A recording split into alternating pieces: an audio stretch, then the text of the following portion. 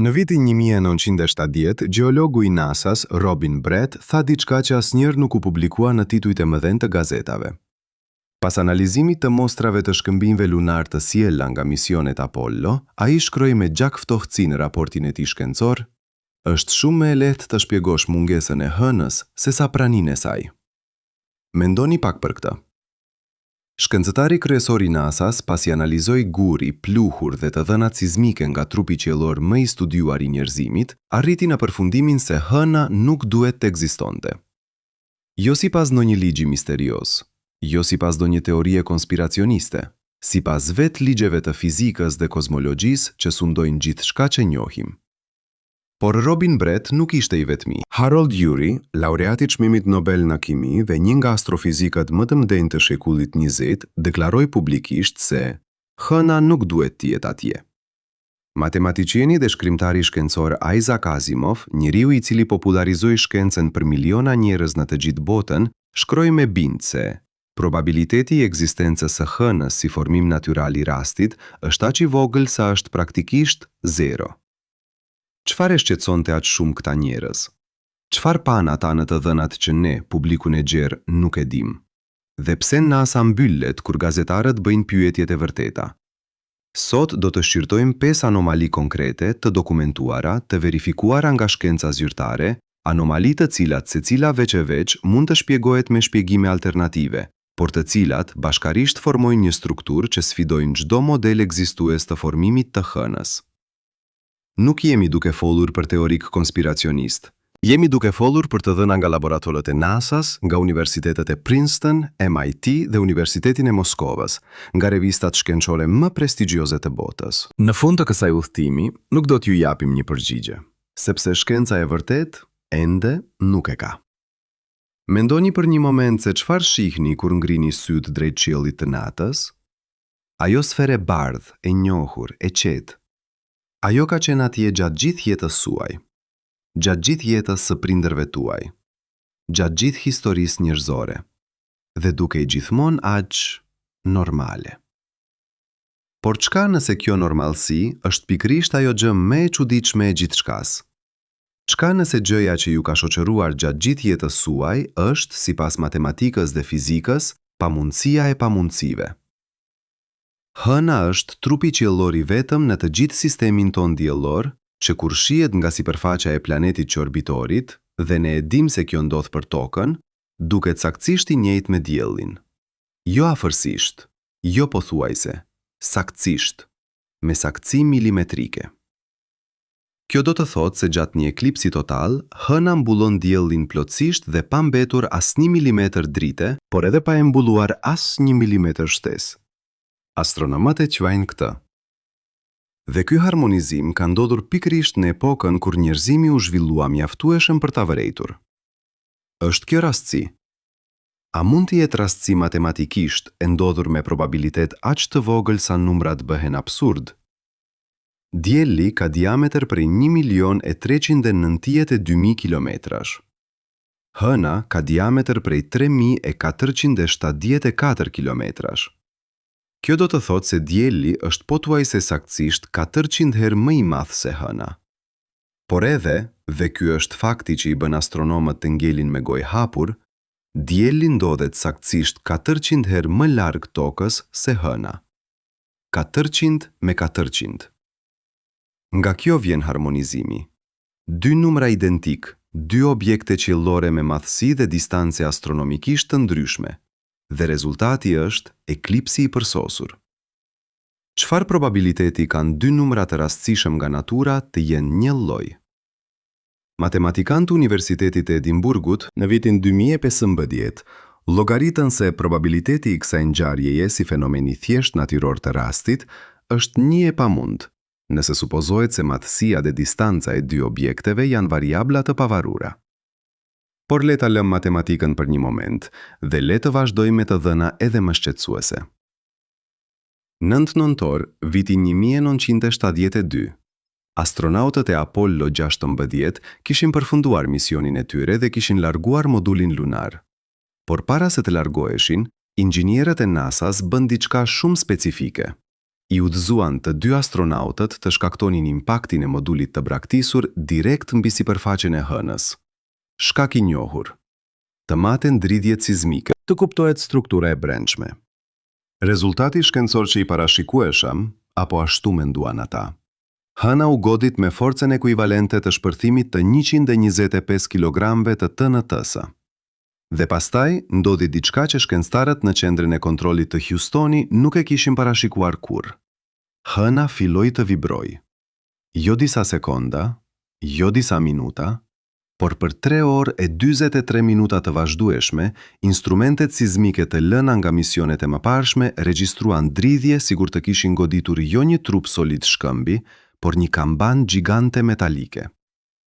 Të gjitha të dhënat sismike tona konvergjuan nga çdo pikë e instrumenteve në sipërfaqe, sikur valet e zërit të reflektoheshin nga një sipërfaqe e brendshme. Kjo fenomenologji ishte ajo e trilleve të zbrazta, jo e trupave të ngurtë masiv. Doktori Frank Press i Institutit Teknologjik të Massachusettsit, i cili ishte drejtuesi i ekipit sismik të NASA-s gjatë programit Apollo, tha diçka shqetësuese. Nuk tha se hëna ishte zbrazët, por nuk tha se nuk ishte. Çfarë saktësisht thot shkenca moderne mbi këtë, dhe pse në librat mësimor të fizikës kjo histori thuhet me aq pak fjalë? Testi i dytë u krye gjatë misionit Apollo 12, kur moduli lunare i mëparshëm u hodh mbi sipërfaqe. Edhe atëherë, dridhjet vazhduan për 1 orë e 23 minuta. Mandej, gjatë misionit Apollo 13, ai i famshëm me shpërthimin teknik, stagji i tretë i raketës Saturn u lëshua të godiste sipërfaqen me forcën ekuivalente të 11 tonëve të TNT-së. Dridhjet zgjatën 3 orë. Të gjithë raportet u hartuan, u dërguan dhe u fshehën në arkivat e NASA-s, larg vëmendjes publike, për shumë vite. Pyetja që çdo fizikant me arsye e shtron. Nëse hëna është masë solide shkëmbi dhe metali, si shpjegohen dridhjet e zgjatura si ato të kambave metalike të zbrazta? Shkencëtarët sovjetik Mikhail Vasin dhe Aleksandr Shcherbakov, të cilët punuan në Akademinë e Shkencave të Bashkimit Sovjetik, botuan në vitin 1970 në revistën Sputnik një artikull me titullin Quote 5.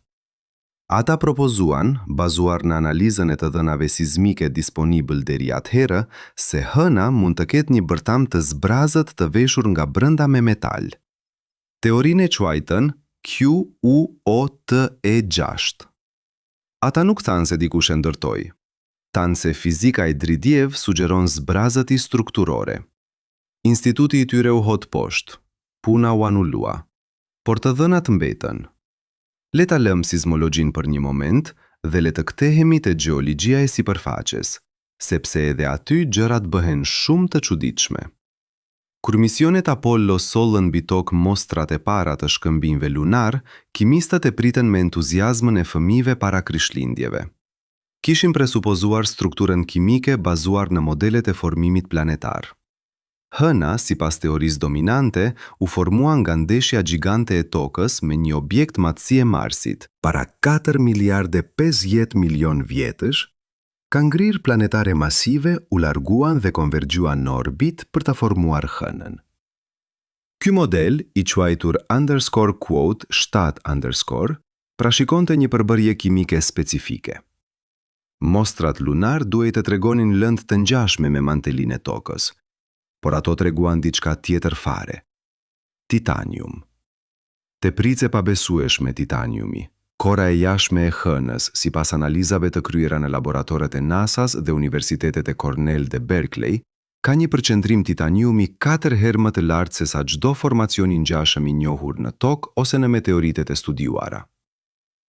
Titaniumi është metal jashtëzakonisht i vështirë për të shkrirë. Pikë shkrirjeje 177 gradë Celsius mbi temperaturat tipike të procesuimit planetar. Nëse hëna u formua nga ndeshja e lëndës së shkrirë, titaniumi duhej të ishte fundosur thellë, jo të ishte koncentruar në shtresat sipërfaqësore. Kimisti i NASA-s John O'Keefe tha hapur në vitin 1969. O'Keefe ishte ndër shkencëtarët e parë që shqirtoi mostrat origjinale. Ai nuk e tërhequr fjalën. Shkenca zyrtare zgjidhje si proceset hidrotermale dhe diferencimi ionizar si shpjegime alternativie. por asnjëra nuk gjen mbështetje universale midis specialistëve të gjeokimisë planetare. Por anomalia e titaniumit nuk ishte e vetme. Shkëmbinjt lunar treguan edhe sasi të pazakonta të uraniumit 235, toriumit 232 dhe neodimiumit, element shumë të rrallë të quajtur radioaktiv refraktar që formojnë në temperatura ekstreme. E pabesueshme, të gjithë këta element janë të koncentruar pikërisht në shtresat e jashtme, jo brenda. Për çdo model standard të formimit planetar, ky fakt është i pamundur. Metalet e rënda dhe refraktar lënatin të fundosen drejt bërthamës gjatë procesit të shkrirjes planetare. Por në hën, ata janë sipër. Janë si nëse dikush i ka vendosur aty, nga jashtë. Kjo tezë është absurde? Natyrisht. Por çfarë shpjegimi tjetër ofron fizika për këtë? Dhe pastaj vjen anomalia e gravitacionit. Satelitët orbitar të dërguar nga NASA për të hartografuar hënën zbuluan diçka të papritur. Maskonët, zonat e masës koncentratet. Zonat e caktuara të hënës kanë gravitacion shumë më të fortë se zonat fqinje, edhe nëse të shihen nga sipërfaqe, lartësinë e rrafshta. Kjo sugjeron se brenda hënës ka struktura të dendura metalike, forma geometrikisht të rregullta, diku midis sipërfaqes dhe çfarëdo bërthamat ekziston. Sateliti Lunar Prospector i NASA-s, aktiv deri në vitin 2003, i hartografoi me saktësi. Geodetistat morën të dhënat. Raportet shkencor u botuan. Pyetjet mbetën pa përgjigje. Tani jemi duke folur për harmonizimet geometrike, dridhjet si kambana, titaniumin e pabesueshëm dhe gravitacionin e parregullt. Secila prej tyre ka shpjegimin e vet alternativ. Secila mund të diskutohet, por shtimi i tyre krijon një seri koincidencash që sfidojnë probabilitetin statistikor të rastësisë. Astronomi Jim Scotti nga Observatori Lunar dhe Planetar i Universitetit të Arizonës ka shpjeguar publikisht se, nëse do të merrnim cilëndo nga këto karakteristika veçmas, mund të atribuonim rastësisë ose proceseve gjeologjike. Por bashk, ato formojnë profilin e një objekti që nuk i korespondon asnjë modeli ekzistues të formimit planetar. Scotti është person i arsyeshëm. Ai nuk propozoi asnjë teori alternative, por ai konfirmoi dilemen. Carl Sagan, astronomi amerikan ndoshta më i famshëm i shekullit 20, në librin e tij Intelligent Life in the Universe, botuar bashkë me astrofizikanin sovjetik I.S. Shklovsky, pranoi se nuk mund të përjashtohet teorikisht mundësia që objekte qiellore natyrore mund të kenë interior zbrazët si rezultat i proceseve që ne nuk i kemi kuptuar plotësisht. Sagan ishte skeptik kronik i teorive alternative, por ai nuk e mohoi pyetjen. E la të hapur. Dhe kjo hapje, nga ana e njërit prej mendjeve shkencore më të ndritura të shekullit, thot shumë. Çfarë do të thot kjo për ne? Çfarë implikimesh ka nëse hëna, trupi qiellor që stabilizon akselin e tokës, që krijon baticën dhe zbaticën, që ka mundësuar zhvillimin e jetës siç e njohim, nuk ka lindur nga proceset e zakonshme kozmike? Kjo pyetje nuk është esoterike. Është pyetja kryesore e astronomisë planetare. Dhe përgjigja e saj do të ndryshonte gjithçka. Shkenca nuk na ka mësuar ta duam pasigurinë, por pasiguria është aty ku fillon e vërteta. Eklipsi i përsosur, dritjet si kambana, titaniumi në vendin e gabuar, maskonat enigmatik, të gjitha janë fakte, janë të dokumentuara, janë të verifikueshme, dhe së bashku bëjnë pyetjen shumë të thjeshtë. Si u formua hëna? Nuk kemi një përgjigje, por i kemi faktet. Dhe faktet shpeshherë janë gjëja më e frikshme në botë. A jeni gati të dëgjoni më shumë? Sepse çfarë vjen tani është edhe më e pabesueshme. Le të kthehemi tek çështja e harmonizimit gjeometrik, sepse kjo meritoi të shqyrtohet me shumë kujdes matematikor se sa i kemi dhënë deri tani. Ka njerëz që do të thonë, kjo është thjesht koincidencë. Gjithçka mund të duket e mrekullueshme nëse e shikon me këndin e duhur. Kuptoj saktësisht pse e thoni këtë. Edhe unë do të kisha thënë të njëjtën gjë para se të studioja numrat konkret. Por le t'i shohim ato numra bashk. Dieli ka rrez prej 695.700 kilometrash. Hëna ka rrez prej 1.737 kilometrash. Raporti. 695.700 pjesëtuar me 1.737 baraz 430.05. Distanca mesatare nga tokat e dielli 115.906.900 kilometra. Distanca mesatare nga toka te hëna 394.357 kilometra. Raporti: 115.906.900 pjesëtuar me 394.357 baraz 49.2. Pardon, le të saktsojmë. Ky raport i rrezeve është pothuajse saktësisht 400 dhe ky raport i distancave është gjithashtu pothuajse saktësisht 400. Kjo është ajo që prodhon eklipsin total të përsosur. Probabiliteti statistikor që dy objekte qiellore të pavarura të kenë raporte madhësi në distance të njëjta është i lidhur ngushtë me pyetjen: sa i madh duhet të jetë modeli ynë i universit për ta gjetur këtë koincidencë të paktën një herë tjetër? Astronomia moderne njeh mijëra sisteme planetare. Studimi i vitit 2018 nga Instituti SETI, i kryer nga ekipi i Seth Shostakut, shqyrtoi 312 sisteme eksoplanetare të njohura me hënë të vëzhgueshme. Asnjëra nuk tregoi harmonizim të ngjashëm të eklipsit. Asnjëra. Kjo mund të jetë sepse kemi studiuar pak, por edhe kjo vëzhgim është statistikisht interesant. Dhe pastaj ka diçka tjetër fare. Diçka që shumica e njerëzve nuk e din. Eklipsi total i hënës, ky harmonizim i përsosur gjeometrik, është veçori kozmike me afat kohor. Hëna lëviz gjithmonë e larguar nga toka, me shpejtësi prej 3,5 cm në vit. Para 4 miliard vjetësh, hëna ishte afërsisht 30 herë më afër tokës. Dhe pas 500 milion vjetësh, hëna do të jetë aq larg sa eklipset totale nuk do të ndodhin më. Jemi pikërisht në dritaren kozmike, ndërmjet undërkori, kuot undërkori, 17 undërkori dhe undërkori. Kuot undërkori, 18 undërkori, gjatë së cilës eklipsi i përsosur është i mundshëm. Dhe pikërisht gjatë kësaj dritareje kozmike, njerëzimi evoluoi dhe zhvilloi teknologjinë e duhur për ta vërejtur. Koincidence trefishme, matësia, distanca, koha. A e ndjeni peshën e kësaj pyetjeje? Astronom skeptik do të tregojnë me të drejtë se dritaret temporale kozmike janë të gjata, miliona vjet. Njerëzimi ka ekzistuar vetëm 300.000 vjet si Homo sapiens. Kjo nuk e zvoglon koincidencen, e bën edhe më specifike. Ne ram pikrisht brenda dritares, pikrisht mjaftueshëm të zhvilluar për ta kuptuar. A është kjo rastësi ose diçka tjetër? Shkenca nuk ka përgjigje. Dhe kjo, vetvetiu, është e rëndësishme ta dim. Tani duhet të flasim për atë çfarë shkencëtarët rrallë e pranojnë publikisht, kundërthëniet brenda modeleve tona ekzistuese. Sepse nuk janë vetëm anomalitë e hënës që janë problem, është edhe fakti se teoritë tona për të shpjeguar ato anomali janë në konflikt me njëra tjetrën. Hipoteza e dominante e formimit të hënës, kuote 11 ose kuote 20, u propozua nga disa shkencëtar paralelisht në vitin 1975. William Hartman dhe Donald Davis nga Laboratori i Shkencës Planetare dhe Peter Goldreich me Alastair Cameron. Hipoteza thot se para 4 miliardë 50 milion vjetësh, toka u godit nga një objekt i matësisë së Marsit i quajtur Theia. Nga ky ndeshjeje, materia u hodh në orbit dhe u bashkua në hënë. Ky model shpjegon shumë gjëra, por ka probleme kritike.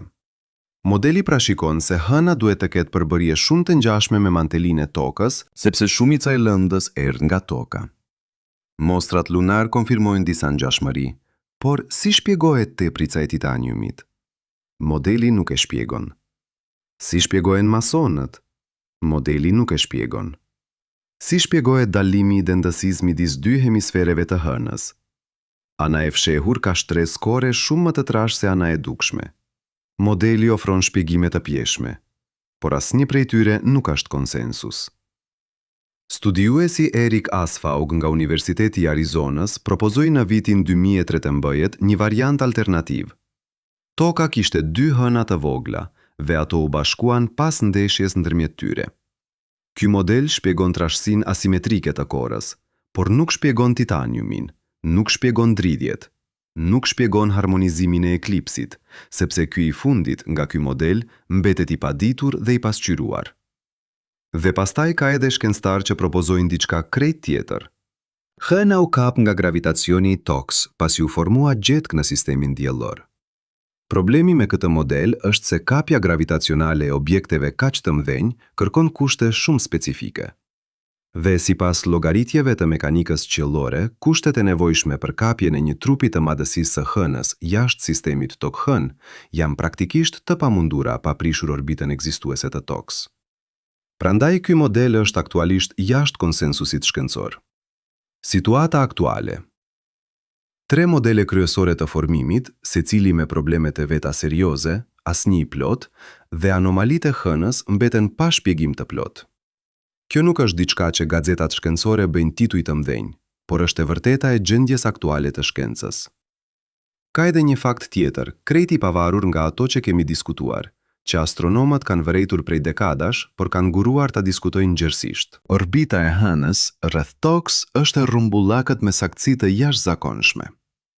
Shumë hëna të sistemit diellor kanë orbita eliptike, ovale, me devijime të konsiderueshme. Orbita e hënës ka ekcentricitet prej 0.05 e gjysma. Kjo do të thotë se hëna kalon nga distanca minimale prej 554.000 kilometrash në distancë maksimale prej 604.400 kilometrash, variacion prej afërsisht 10%. Për kontekst, orbita e Marsit ka ekcentricitet prej 0.09. Orbita e Plutonit ka ekcentricitet prej 0.2 e gjysma. Orbita e hënës është ndër orbitat më të rrumbullakta në gjithë sistemin diellor. Dhe kjo rrumbullakshmëri, sipas modeleve të mekanikës orbitale, nuk mund të kishte ekzistuar nga fillimi. Ndeshjet dhe perturbacionet gravitacionale të sistemit të hershëm diellor do të duhej ta kishin deformuar atë ndjeshëm. Astronomi Harold Urey, nobelisti i cilit folem në fillim, u shqetësua shumë pikërisht nga ky fakt. Ai e kuante, quote 21. Gravitacioni i toks, Jupiterit dhe Diellit do të duhej të kishim perturbuar orbitën e hënës gjatë miliardave vjet. Por orbita mbetet e qetë, e zhumbullakët, pothuajse e pakryer. Mekanizmat e stabilizimit orbital janë të njohur, por zakonisht veprojnë për objekte shumë më të vogla. Për hënën, aplikimi i tyre kërkon supozime shtesë që nuk janë konfirmuar empirikisht. Dhe ka edhe diçka tjetër krejtësisht shqetësuese rreth orbitës. Hëna gjithmonë na tregon të njëjtën faqe. Kjo quhet quote 42, procesi gravitacional nëpërmjet të cilit perioda e rotacionit të hënës rreth boshtit të vet është bërë identike me perioda e orbitës së saj rreth toks. Kjo nuk është rastësi e thjeshtë. Ky fenomen ndodh, por zakonisht kërkon miliarda vjet të ekuilibrimit gravitacional. Hëna, sipas modeleve tona, është relativisht e re, 4 miliardë 40 milion vjet, dhe sinkronizimi orbital duket shumë i plot, shumë i shpejt. Astronomu Irving Shapiro nga Universiteti i Harvardit, i njohur për testi Shapiro-Delay që verifikoi relativitetin e përgjithshëm, ka pranuar se shtesa shtesë, cilat? Asnjëri nuk specifikoi. Do të kthehem tani te çështja e titanumit, jo për ta përsëritur, por sepse ka një aspekt specifik që i jep kësaj anomalie dimension krejtësisht tjetër. Titanumi nuk është shfaqur si kuote 44 në sipërfaqen e hënës. Kur NASA analizoi mostrat e 6 misioneve Apollo, misionet 6D-jet, 10B-jet, 4B-jet, 5B-jet, 6B-jet dhe 7B-jet, dhe i krahasoi me fotografi të sintetizuara nga sateliti Lunar Reconnaissance Orbiter, u zbulua se depozitat e titanumit ndjekin modele strikte gjeografike. Ato janë të koncentruara në rrafshet lunare, bazenet e mbuluara me lavë dhe kanë forma që i ngjajnë rrjeteve. Gjeolog lunare e quajtën kimisti gjeolog Lawrence Taylor nga Universiteti i Tennesseut, i cili analizoi mostrat Apollo për dekada, deklaroi në vitin 2006. Taylor nuk ishte entuziast i hipotezave alternative. Ai ishte shkencëtar i kujdesshëm, skeptik, por ai konfirmoi anomalin, dhe ai sfidoi komunitetin shkencor ta shpjegonte. Shumë pak ofruan shpjegime serioze. Geofiziologu David Bercovici nga Universiteti Yale propozoi në vitin 2014 se titaniumi mund të ishte koncentruar nga proceset, lëvizjet e lashtë të shtresave të solide lunare. por vetë Bersovic i pranoi se ky model ka kufizimet e tij, statistikisht anomaloze. Kjo është gjuha akademike për mendoni tani rreth asaj çfarë po ndërtojmë bashk.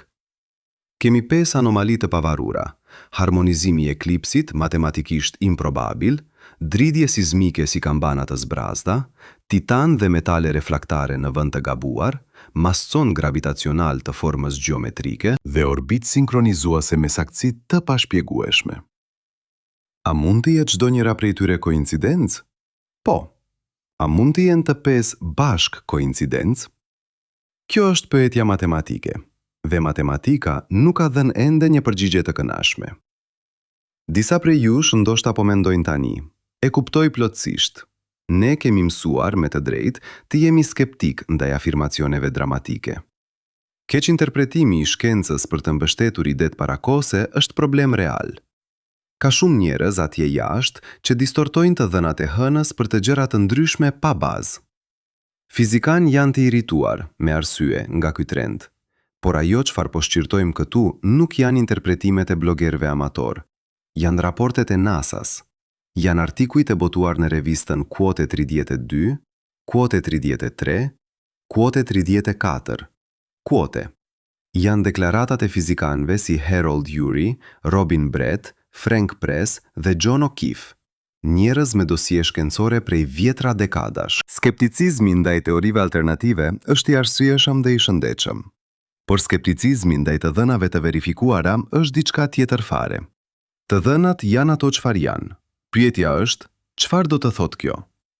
Shkencëtarja e gjeofiziologjisë Maria Zuber nga MIT, e cila drejtoi eksperimentin Grail, 2 satelit NASA që hartografuan fushën gravitacionale të hënës me saktësi të jashtëzakonshme, tha në vitin 2013 pasi analizuan të dhënat: hëna është ndër trupat qiellor më të komplekuar që kemi studiuar. Dhe secil dataset i ri na sjell pyetje të reja, po aq sa i përgjigjet atyre ekzistuese. Kjo nuk është frazë entuziastike e shkencëtarit. Kjo është pohimi i frustrimit të thellë shkencor. Kemi bërë një udhtim të gjatë bashkë deri këtu. Kemi shqyrtuar harmonizimin gjeometrik të eklipsit, drivjet si kambana, titaniumin e pabesueshëm, maskonat enigmatik, orbitën sinkronizuese. Kemi dëgjuar jo teoritë konspiracioniste, por fjalët e shkencëtarëve me kredi të pamohueshme. Dhe kemi parë se modelet tona ekzistuese të formimit të hënës, hipoteza e ndeshjes gjigante, kapja gravitacionale, bashkimi i 2 hënave, secila ka problemet e veta serioze dhe asnjëra nuk shpjegon plotësisht gjithçka. Kjo nuk do të thotë se hëna u ndërtua nga dikush. Kjo do të thotë se shkenca nuk di si u formua. Dallimi midis këtyre 2 pohimeve është i madh, por ky dalim, i cili duket i qartë kur e shpreh me fjalë, bëhet i turbullt kur shikon të dhënat konkrete dhe probabilitetet matematikore.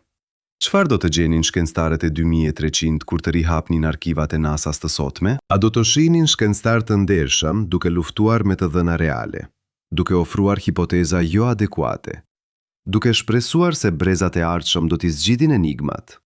Ose a do të shihnin njerëz që dinin më shumë se sa fan publikisht, që morën vendime të vështira rreth asaj çfarë njerëzimi ishte i gatshëm ta dëgjonte?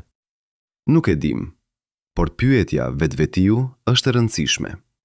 Hëna është atje çdo natë, e njëjtë, e qetë, e ndriçuar, e njohur aq shumë sa nuk e vëmë re. Por prapa asaj qetësie ndodhet një nga enigmat më të mëdha të astronomisë moderne. Dhe enigma, siç e dini tani, nuk është thjesht romanitike. Është matematikore, kimike, sizmike, gravitacionale. Është çfarë shkenca quajne: a duhet ta heqim përgjigjet nga ajo çfarë dim? Apo duhet të pranojmë se disa pyetje, edhe pse dim shumë, mbeten ende hapur? Por le të shkojmë edhe më thellë. Le të shqyrtojmë secilin fakt të 5 anomalive me saktësi shkencore, me numra dhe emra dhe data. Sepse deri tani kemi shtjelluar kontekstin. Tani kemi ardhur tek substanca. Imagjinoni se keni 2 numra totalisht të pavarur. Numri i parë është raporti midis diametrit të dielit dhe diametrit të hënës. Numri i dytë është raporti midis distancës tok-diel dhe distancës tok-hën. Nëse këta 2 numra janë të pavarur dhe rastësor, probabiliteti që të jenë identik është 0. Jo afër zeros. 0 matematikore. por janë identik. Saktësisht 400 me 400. Dhe si rezultati kësaj, kur hëna kalon pikërisht para diellit gjatë eklipsit total, mbulon diskun diellor me saktësi milimetrike. Korona e diellit, atmosfera e jashtme e tij, bëhet e dukshme vetëm gjatë kësaj mbulosje. Pa harmonizimin e hënës, njerëzimi kurrë nuk do ta kishte vërejtur korona diellore. Dhe pa vëzhgimin e koronas, astronomi Arthur Eddington nuk do të kishte verifikuar teorinë e relativitetit të përgjithshëm gjatë eklipsit të vitit 1919. Kjo kuote, andërkriju 4.1 andërkriju, ndikoi drejt për drejt në historinë e fizikës moderne. Astronomi Fred Espenak, i njohur si kuote andërkriju 4.2 andërkriju brenda komunitetit shkencor, i cili hartoi tabelat e eklipseve për NASA-n për mbi 30 vjet, ka pranuar publikisht se Espenak nuk është person dramatik. Ai është burokratik i sakt i astronomisë. Por fakti që edhe ai e theksoi unikalitetin e kësaj ngjarjeje është signifikant. Keni menduar ndonjëherë se pse eklipset totale ndodhin, jo eklipset e pjeshme që janë relativisht të zakonshme, eklipset totale, ku hëna mbulon diellin plotësisht. Ato ndodhin sepse hëna ka saktësisht matësinë e duhur dhe ndodhet saktësisht në distancën e duhur. Ndrysho cilëndo nga këto dy variabla, pak a shumë, dhe eklipsi total bëhet e pamundur. Sa sakt duhet të jenë variablat? Fizikani planetar Michio Kaku nga Universiteti i Qytetit të New Yorkut ka shpjeguar se 10% toleranca është relative. Por historia e si arritëm pikërisht aty, pa asnjë diapazon i shtesë, mbetet pa shpjegim. Tani le të shtojmë dimensionin kohor, të cilin e cekëm shkurtimisht më parë. Hëna lëviz prej tokës me shpejtësi prej 3,5 centimetrave çdo vit. Para 2 miliard vjetësh, hëna ishte aq afër tokës sa eklipse totale do të ishin pamundur. Hëna do të mbulonte diellin tepër plotësisht, duke mbuluar edhe koronan. Pas 500 milion vjetësh, hëna do të jetë aq larg sa dielli do të duket gjithnjë pak më i madh se hëna dhe eklipset totale do të zhduken. Dritarja kozmike brenda së cilës eklipsi total është i mundshëm zgjat rreth 600 milion vjet, në shkallën e 4,5 miliard vjetëve të jetës së tokës, kjo është rreth 13% e historisë totale planetare. Njerëzimi ekziston si specie për 300.000 vjet. Kemi rënë brenda kësaj dritareje 600 milion vjeçare. Probabiliteti i kësaj 50 me 100. Por, dhe ky është detaj kritik, brenda kësaj dritareje ne rëm pikrisht kur kishim zhvillim të mjaftueshëm kognitiv dhe teknologjik për ta kuptuar dhe shfrytzuar eklipsin për shkencë. Kjo bën probabilitetin shumë dimensionale, jo thjesht dypalësh. Dhe matematika bëhet edhe më e vështirë për t'u shpjeguar me rastësi. A mendoni se kjo mund të jetë thjesht koincidence shumëfisht? Mundësisht, por vazhdoni të dëgjoni, sepse faktet vijuese ndërthuren me këtë, dhe së bashku krijojnë diçka me të vërtet të vështirë për t'u injorar. Çfarë ndodhi kur astronautët e Apollo goditën hënën nuk është thjesht kuriozitet shkencor, është shenja direkte e strukturës së brendshme. Dhe struktura e brendshme, sipas të dhënave, nuk korespondon me asnjë model standard të trupave qiellor natyral. Le të fillojmë nga bazat e fizikës.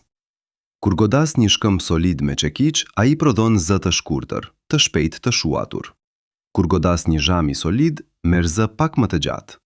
Kur godas një kambane të zbrazët metalike, merr vibrim të gjatë, melodioz, që zgjat shumë sekonda. Diferenca është themeltare. Strukturat e zbrazëta me sipërfaqe metalike resonojnë. Strukturat solide absorbin dhe shpërndajnë energjinë shpejt. Trupat planetar, sipas gjithçkaje që dim rreth gjeologjisë planetare, janë objekte solide ose me bërthan të shkrirë të dendur. Asnjëra prej këtyre strukturave nuk rezonon si kambana. Eksperimenti i Apollo 12, nëntor viti 1969, moduli lunare i mëparshëm u impaktua mbi sipërfaqen lunare. Instrumentet sismike të vendosura nga Apollo 11, 28 kilometra larg pikës së impaktit, regjistruan dridhje. Dridhjet zjatën 55 minuta. 55 minuta për një goditje ekuivalente me shpërbëjmën e 100 kg të TNT-s, kjo nuk është e zakonshme. Kjo nuk ndodh me trupat solid shkëmbor. Fizikani sismolog Gary Latham nga Universitetin e Teksasit, i cili analizoi të dhënat sismike të Apollo, tha: "Pastaj erdhi Apollo 13, misioni i njohur për shpërthimin teknik bordit, quote, 66. Por ajo çfarë ndodhi pas kthimit të astronautëve është pak e njohur. Stagji i tretë i raketës Saturn P, pesha 11 ton, u dërgua me saktësi të godas sipërfaqen lunare. Goditja u ndje ekuivalente me shpërbëjmën e 12 tonëve të TNT-s, 100 herë më e fuqishme se eksperimenti i Apollo 12. Dridhjet zgjatën 3 orë e 20 minuta. 3 orë e 20 minuta. Instrumentet sismike regjistruan valë që udhëtuan horizontalisht nëpër sipërfaqen e hënës, jo vertikalisht si do të bënin valët në trup solid, por sikur të reflektoheshin nga një sipërfaqe e brendshme e hollë. Modeli i reflektimit ishte ai i kambanat të zbrazta, jo ai i trupave gjeologjik. Dhe pastaj, Apollo 16, 4 nëntor vitin 1972. Moduli lunare u impaktua mbi sipërfaqe. Dridhjet zgjatën 3 orë e 43 minuta. Kjo mbetet, deri sot, dritarja më e gjatë rezonante e vërejtur nga instrumentet sismike të programit Apollo. Raporti u hartua. U dërgua te NASA Headquarters. U vendos në arkiv. Nuk u publikua si titull madhor. Pse? Sepse shkenca nuk kishte shpjegim. Dhe shkenca, kur nuk ka shpjegjim, shpesh zgjedh heshtjen mbi konfuzionin publik. Por heshtja nuk e zhduk të dhënën. Ajo është ende atje, e verifikueshme, e ripërpunueshme. Ekipi i sismologjisë së programit Apollo në drejtimin e Frank Press nga MIT botoi analiza të detajuara në revistën Quote 4Z nga viti 1970 deri viti 1974. Artikujt janë teknik dhe të qetë, por detajet thonë gjithçka, i papajtueshëm. Ky fjalë në gjuhën shkencore do të thotë nuk e kuptojmë. Çfarë do të thotë kjo konkretisht?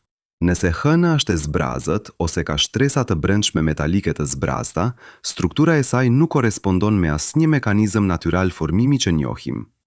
Planetët dhe hënat formohen nga akretimi, akumulimi gradual i lëndës nën gravitetin reciprok.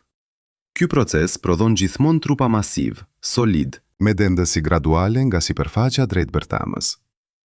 Asnjë model i akretimit nuk prodhon zbrazëti të brendshme strukturale. Kjo është fizika. Kjo nuk ndryshon. A janë të gjitha këto të dhëna konkluzive? Jo. Shkenca kur nuk punon me konkluzione absolute nga një seri eksperimentesh. Por së bashku, dridhjet e 4 misioneve Apollo, analizat e ekipit të Frank Press dhe modelet e reflektimit sismik formojnë tablo të qartë. Hëna rezonon si asnjë trup natyral tjetër që kemi studiuar. Pyetja e vetme e hapur është: pse? Nëse do të duhej të zgjidhja anomalin më të vështirë për t'u shpjeguar nga të pesë, do të zgjidha këtë. Sepse sismologjia mund të debatohet, instrumentet mund të kenë kufizime, interpretimet mund të ndryshojnë, por kimia është kimia. Numrat e elementeve kimike janë absolut, dhe numrat e titaniumit në korren lunare janë, sipas çdo modeli planetar ekzistues, absolutisht të pamundur.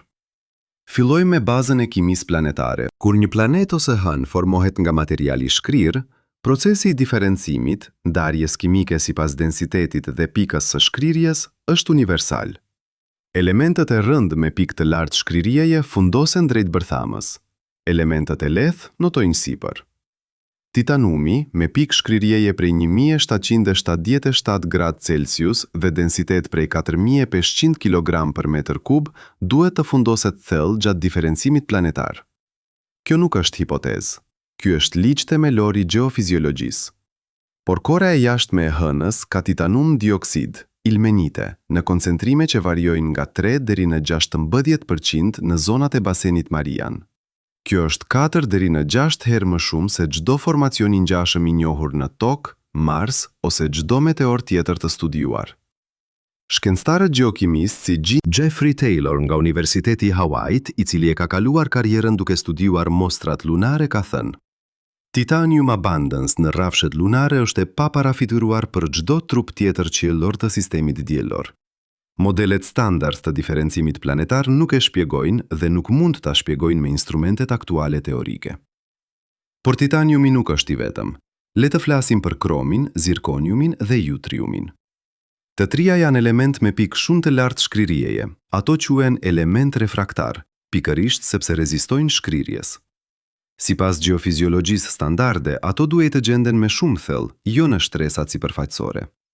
Por analizat e mostrave nga të gjitha misionet Apollo zbuluan se edhe ato janë tepër të koncentruara në shtresat e sipërme. Gjeokimisti lunare Paul Spudis nga Instituti Lunar dhe Planetari Houstonit, i cili ka botuar mbi 300 artikuj shkencor rreth hënës gjatë karrierës së tij, ka shënuar se profili elementar i korrës lunare ka disa karakteristika që sugjerojnë histori gjeokimike shumë të ndryshme nga çdo trup tjetër i njohur i sistemit diellor.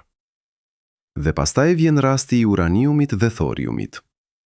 Këto janë element radioaktiv shumë të rëndë me pikë shkrirjeje shumë të lartë. Sipas teorisë standarde, ato gjithashtu duhet ishin fundosur thellë gjatë formimit. Por hartëzimi i vitit 2005 nga sateliti lunar Prospector zbudoi koncentrime të pazakonta të uraniumit 235 dhe thoriumit 232, pikrisht në korën e jashtme, i ashtu quajturi kripteran, i pasur me potasium, rare earth elements dhe fosforus. Ky formacion gjeokimik mbulon zona të gjera të sipërfaqes lunare dhe nuk ka analog në asnjë trup tjetër qiellor. Kimi gjeologu Carle Peters nga Universiteti Brown, e cila drejtoi instrumentin Moon Mineralogy Mapper i vendosur në bordin e anijes hapësinore indiane Chandrayaan-1 në vitin 2008, konfirmoi: distribucioni i mineraleve të titaniumit dhe elementeve refraktar është jo vetëm i papritur, por i papajtueshëm me gjithë modelet e diferencimit termik dhe gravitacional që kemi. I papajtueshëm. Prap ky fjalë. Çfarë do të thotë praktikisht i papajtueshëm me modelet? Do të thotë se shkencëtarët duhet ose të ndryshojnë ligjet e gjeofiziologjisë, gjë e pamundur sepse ato funksionojnë sakt në çdo kontekst tjetër, ose të pranojnë se historia e formimit të hënës ka diçka rrënjësor të ndryshme nga çdo trup tjetër qiellor. Ose, alternativa e tretë që shumë nuk duan ta shprehin me zë të lartë, lënda kimike e hënës nuk ka origjinë natyrale planetare standarde. Kjo alternative e tretë nuk është ajo e teorisë konspiracioniste, është ajo e logjikës shkencore të eliminimit. Kur dy shpjegjime eliminohen si jo adekuate, ai treti mbetet. Jo si i provuar, por si opsioni i mbetur. Sherlock Holmes e ta të njëjtën gjë. Kur keni eliminuar të pamundurën, çfarëdo që mbetet, sado improbabile, duhet të jetë e vërteta.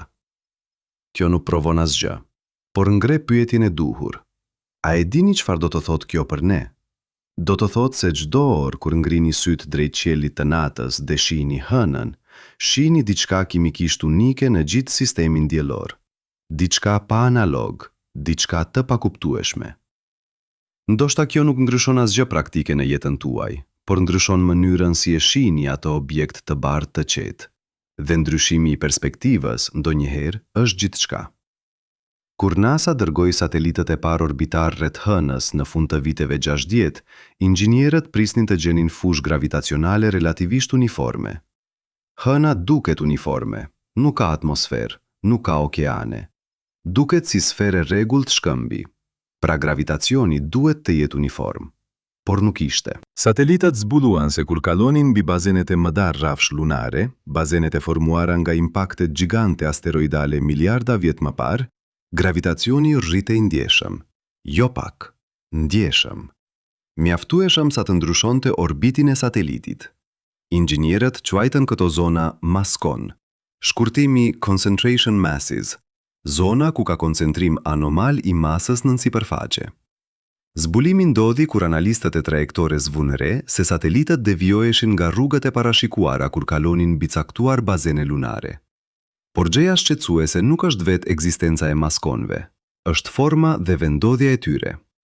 Maskonët janë koncentruar pikërisht poshtë bazenet mariane, zonat e goditura nga impaktet, dhe kanë forma të rregullta, gati simetrike rreth qendrave të bazinet. Gjeofizicieni Sean Solomon nga Universitetin e Columbia, i cili studioi maskonët lunare për dekada, ka shpjeguar se shpërndarja e masave të dendura në bazenet mariane sugjeron strukturë metalike të papajtueshme me proceset normale të ripërtëritjes kore post-impact. Post-impact, pas goditjes asteroid, sipas dinamikës standarde gjeologjike, duhet të ketë redistributim kaotik të lëndës, jo grumbullim të rregullt dhe simetrik të lëndës metalike. Eksperimenti Grail i NASA-s, 2 satelit të quajtur Ebb dhe Flow, aktiv nga dhjetori i vitit 2011 deri dhjetorin e vitit 2012, prodhoi hartën gravitacionale me saktësi më të lartë të mundshme. Maria Zuber nga MIT, drejtuesja e misionit dhe ekipi i saj, botuan gjetjet në revistën Science në vitin 2012. Harta tregoi maskon me saktësi pa precedent dhe tregoi edhe diçka shtesë. Poshtë shtresave të bazinet ka strukturë stratifike. Shtresa me densitete të ndryshme të vendosura sipas modelit që nuk korespondon me depozita kaotike post-impact, por me stratifikim të rregullt, gati si shtresa të materiale të vendosura me kujdes. Fizikani Mark Wieczorek nga Instituti de Globe de Paris, bashkautori shumë studimeve Grail, ka pranuar se disa karakteristika të profilit gravitacional të masonëve janë sfida reale për gjithë modelet e formimit dhe evolucionit kore lunare. Sfida reale. Kjo është gjuha shkencore e kujdesshme, por nënkuptimi është i qartë. Nuk e kuptojmë. Mendoni pak çfarë po thot kjo fizikisht? Brenda hënës, në sipërfaqen e saj, ka strukturë metalike të rregullt dhe simetrike të koncentruar pikrisht në basenet e goditura. Nëse kjo strukturë u formua nga impakti, pse është kaq e rregullt? Nëse u formua para impaktit, çfarë mekanizmi e shpjegon vendosjen e saj pikrisht atje? Dhe nëse u formua pas impaktit nga proceset e ripërtëritjes kore, pse forma e saj nuk korespondon me dinamikën e pritshme të flukseve të shkrirë? Ka edhe diçka tjetër rreth maskonëve që pak njerëz e dinë. Disa prej tyre kanë gravitacion aq anomal sa ndikojnë mbi rrugët e impaktit të meteorëve të vegjël. Astronomia moderne mund të parashikojë me saktësi se ku do të impaktohet një meteor i vogël mbi sipërfaqen lunare. Por mbi zonat e maskonëve, parashikimet devijojnë. Meteori tërhiqet pak drejt masës së koncentruar. Kjo efekt është e vogël, por është e matshme, veç konfirmuar nga të dhënat orbitare. Maskonët janë real, dendësia e tyre është real dhe shkenca nuk ka shpjegim konsensual për origjinën e tyre. E kemi cekur shkurtimisht, por ky fakt meriton analizë të plot, sepse është ndoshta anomalia më subtile dhe për fizikanët e mekanikës qiellore, ndoshta ajo më shqetësuese. Hëna rrotullohet rreth boshtit të vet me saktësisht të njëjtën perioda me të cilën orbitorit rreth Tokës. 28 ditë për 28 ditë. Rezultat? Gjithmonë e njëjta faqe e drejtohet ka Toka. Kur nuk shohim anën e fshehur, as me teleskop, pa mjete hapësinore. Kjo quhet lidhje tidore ose sinkronizim tidal. Dhe të theksojmë, ndodh edhe me hëna të tjera. Shumë satelit natyral të sistemeve planetare janë të lidhur tidal me planetet e tyre prind. Por, dhe ky është detaj kritik, procesi i lidhjes tidale kërkon kohë, miliarda vjet, dhe kërkon kushte specifike, distancë të caktuar, masa specifike, fuqi tidore specifike. Llogaritjet e mekanikës qiellore mund të parashikojnë sa kohë kërkon lidhja tidale për të realizuar sinkronizimin. Për hënën, duke marrë parasysh masën e saj, masën e Tokës dhe distancën mesatare, llogaritjet tregojnë se sinkronizimi duhet të ketë zënë midis 1,5 dhe 2 miliard vjet. Hëna supozohet se ka 4 miliarde 50 milion vjet. Teorikisht, koha ka qenë e mjaftueshme, por ka 2 probleme. E para, sinkronizimi aktual është shumë i plot. Lidhja tidale normale, sipas modeleve kompjuterike, prodhon sinkronizim të rreth 92 deri 95%. Ka gjithmonë çrregullime libracion, luhatje të vogla. Hëna ka libracion, por sinkronizimi origjinal, raporti i perioda rotacionale me perioda orbitale, është saktësisht 1:1. Kjo saktësi matematikore nuk është e zakonshme. E dyta, dhe kjo është edhe më problematike, orbita e hënës ka ekcentricitet shumë të ulët. Kur 2 objekte janë të lidhura tidore, proceset e gravitacionit afatgjat prisnin të prodhojnë ekcentricitet të caktuar. devijim ovoidal nga rruga rrethore. Por orbita e Hënës është pothuajse perfekte rrethore, me ekcentricitet prej 0.05 e gjysmë. Kjo është më rrethore se sa orbita e shumicës së planeteve të sistemit diellor. Fizikani i mekanikës qiellore Peter Goldreich nga Universiteti i Teknologjisë Kalifornia, i cili ka botuar gjërësisht rreth dinamikës orbitale planetare, ka theksuar se mekanizma shtesë stabilizues. Çfarë do të thotë kjo? Asnjëri nuk ka propozuar mekanizëm konkret të verifikueshëm dhe pastaj ka. Fakti se Hëna nuk ka topografi të zakonshme globale sferike të nevojshme për ekuilibrin hidrostatik. Topografia e Hënës sugjeron shpërndarje jo uniforme të masës globale, por orbita mbetet stabile dhe rregullt. Kjo stabilitet orbital në kushte topografike të paregullta kërkon mekanizëm aktiv stabilizues, jo vetëm gravitacion pasiv. Cili është ky mekanizëm? Pyetja mbetet hapur. Apo ndjeni si peshon tërësia e këtyre 5 fakteve? Secili veç e veç ndoshta mund të debatohet. Eklipsi, kuote 67. Dridhjet, kuote 68. Kimia, kuote 69. Maskonët, kuote 70. Orbita, kuote 71. Por të 5 bashk? Të 5 anomali të pavarura, të verifikuara, të dokumentuara, secila pa shpjegim të plot dhe të gjitha rreth të njëjtit objekt qiellor. Probabiliteti statistikor i 5 koincidencave të pavarura të ndodhura njëkohësisht është shumëfishi i probabiliteteve individuale. Nëse secila ka probabilitet 10% të qenit koincidence thjesht natyrore, probabiliteti i 5-ve bashk është 10 herë 10 herë 10 herë 10 herë 10, një 10.000. Kjo nuk do të thotë se Hëna është artificiale, por do të thotë se pyetja nuk është naive. Tani duhet të flasim hapur për diçka shumë specifike. Ka një ndryshim të rëndësishëm midis kuote 72 dhe kuote 73. Dhe ky ndryshim, në rastin e Hënës, është shqetësues. Në vitin 2006, revista shkencore Kuote 74 botoi studimin e geofiziologit Jeffrey Andrews Hanna nga Universiteti Colorado, i cili propozoi modele të reja të evolucionit kore lunare. Studimi ishte me kujdes neutral, por një nga konklusionet marginale, se profili sismik i Hënës, u fshi nga versioni final i botuar sipas sugjerimit të shqyrtuesve anonim. Andrews Hanna e konfirmoi këtë në korespondencë private me kolegët, e cila u bë e njohur mbas publikimit. Arsyeja e dhënë nga redaktuesit, kuote 76, por të dhënat ekzistonin, ishin atje. Pyetja është, pse qeverisja e diskursit shkencor vendosi të hiqte atë konkluzion? Kjo nuk është teori konspiracioniste. Ky është fenomen i njohur i gatekeepingut akademik, shtypja institucionale e hipotezave që sfidojnë konsensusin ekzistues. Thomas Kuhn, filozofi shkencor amerikan, e quajti këtë fenomen kuote 77 dhe e trajtoi hollësisht në librin e tij Kuote 78, botuar në vitin 1962. Kuhn argumentoi se shkenca, paradoksalisht, shpesh reziston ndaj ideve të veta revolucionare. Historia e shkencës është plot me shembuj. Heliocentrizmi i Galileut, plaçet kontinentale të Wegenerit, ulcerat bakteriale të Marshall dhe Warren, të gjitha u rezistuan fillimisht. Të gjitha u pranuan eventualisht. Ky nuk do të thotë se Hëna është artificiale ose se NASA ja fsheh diçka.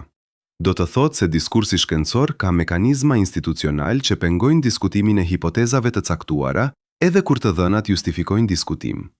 Dhe kjo, vetvetiu, është problematike. Ka edhe debat tjetër konkret brenda komunitetit shkencor, që pak njerëz jashti e din. Rreth vitit 2014 u botuan simulimet kompjuterike nga ekipet e Universitetit Zürich dhe Universitetit të Nicës, të quajtura _79_, të cilat propozuan skenare alternative të formimit lunare, bazuar në mekanikën statistikore të sistemit diellor të hershëm. Disa nga këto simulime prodhuan konfigurasi Hëna jon, mas, distancë, ekcentricitet orbital, por vetëm në kushte filjestare shumë të veçanta, të cilat vetë autorët i quajtën gazetat shkencore, botuan studimin. Por komentarët e UQUOTE në ndjeten 1 u zhdukën nga abstrakte dhe titujt. 3 pyetje konkrete që fizika moderne nuk mund t'i përgjigjet plotësisht. E para, pse profili sismik I hënës sugjeron rezonancë strukturore kaq të zgjatur? Çdo model I trupave planetar natyral prodhon profil sismik me dekadencë shumë më të shpejtë. Nuk kemi shpjegim konsensual.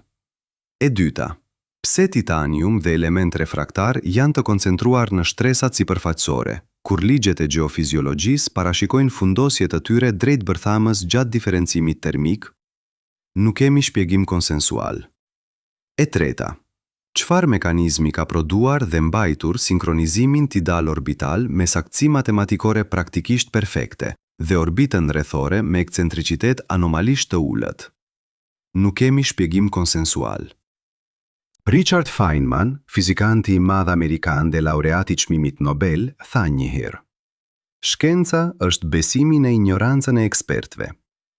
Ky pohim ndoshta I çuditi shumë njerëz, por Feynman nënkuptonte se progresi shkencor nuk vjen nga autoritete, por nga njohja e sinqertë e kufive të dijes.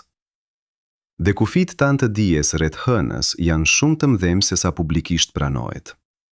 Ka diçka tjetër të jashtëzakonshme rreth hënës që shkenca moderne nuk I ka kushtuar vëmendje të mjaftueshme: universaliteti I veneracionit lunare nëpër kultura të pavarura të njerëzimit.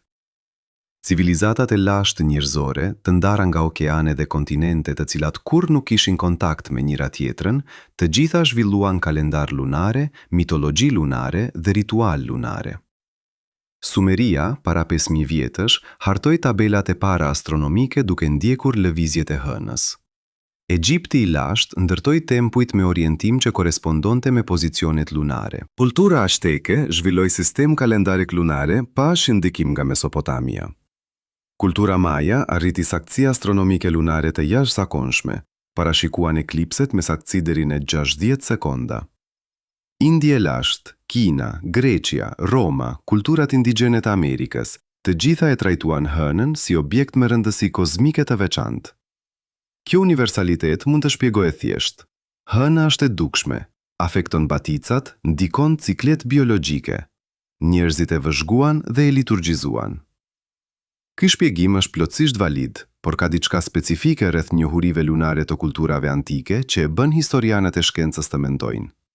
Disa kulturat e lashta treguan njohuri astronomike rreth hënës që te I kalojnë ato çfarë do të priste vëzhgimi I thjesht I syrit të lirë. Astronomi dhe matematikiani I lashtë grek Hiparku I Nicea, I cili jetoi rreth vitit 140 para erës sonë, llogariti distancën nga tokat e hëna me saktësi rreth 4% e vlerës moderne, 137.010 stade, ekuivalente me rreth 259.000 kilometra, kundrejt vlerës moderne 394.000 kilometra. Si arriti Hiparku këtë saktësi pa teleskop, pa kompjuter, duke përdorur vetëm gjeometri të thjesht bazuar në eklipset? Fizikanet dhe historianet e shkencës ende studiojnë metodën e tij. Është mahnitëse, por ajo çfarë është akoma më interesante, gjeodezisti dhe matematikiani I lashtë indian Aryabhata, I lindur në vitin 475 të erës sonë, llogariti me saktësi periudhën e rotacionit të tokës, rrezën e tokës dhe distancën lunare, gjithçka pa ndonjë instrument modern, vetëm duke observuar dhe duke aplikuar matematik. Llogaritja e tij e distancës lunare ishte brenda 5% të vlerës moderne. Si? Bazuar mbi çfarë observimesh? Ve cilat njohuri të akumuluara brezash mundësuan kaq saktësi? Nuk po themi se civilizatat e lashta kishin njohuri që ne nuk I kemi, por po themi se kurioziteti njerëzor ndaj hënës, universaliteti I saj nëpër kultura dhe saktësia e disa llogaritjeve antike sugjerojnë se hëna ka qenë subjekt I vëmendjes njerëzore intensive shumë herët. Dhe kjo vëmendje intensive nuk është e rastit. Ka arsye biologjike, gravitacionale, astronomike, pse hëna dominon ndërgjegjësimin njerëzor. Por ky dominim vetvetiu tregon se hëna ka qenë gjatë gjithë historisë njerëzore diçka shumë e rëndësishme. Sot, 56 vjet pas Apollo 11, kthehemi te hëna. NASA ka programin Artemis, Kina ka programin Chang'e. India, Japonia, Emiratet Arabe Bashkuara, të gjitha kanë programe aktive lunare. Pse kjo kthim? Arsyet zyrtare janë burimet, heliumi 3, mineralet e rralla, baza e operacioneve hapësinore. por fizikanët që punojnë në rreth programeve lunare pranojnë privatisht se ka edhe arsye tjetër. Shumë pyetje të papërgjigjura rreth hënës do të mund të sqarohen vetëm me pranijeci njerëzore fizike atje, dhe deri atëherë to mbeten të hapura. Le të bëjmë diçka të guximshme intelektualisht. Le të supozojmë, vetëm hipotekisht, vetëm si eksperiment mendor, se disa ose të gjitha anomalitë e hënës janë rezultati ndërhyrjes intelektuale. Jo domosdoshmërisht ekstraterestriale, mundësisht inteligjencë njerëzore shumë e lashtë, civilizate më parshme ose diçka tjetër fare. Çfarë do të nënkuptonte kjo? Do të nënkuptonte, para së gjithash, se nuk jemi të vetëm në historinë kozmike. Do të nënkuptonte se aftësia e manipulimit të trupave qiellor masiv është e mundshme, njohurisë dhe teknologjisë mbi shkallën tonë aktuale, por jo principialisht e pamundur. Do të nënkuptonte se UQUOTE 83 e universit ka kufi të tjera nga ato që supozojmë, kufi brenda të cilëve inteligjencat avancuara mund të ndërhyjnë, dhe do të nënkuptonte se historia e tokës dhe e hënës mund të jetë shumë më e ndërlikuar se sa modelet tona gjeologjike parashikojnë.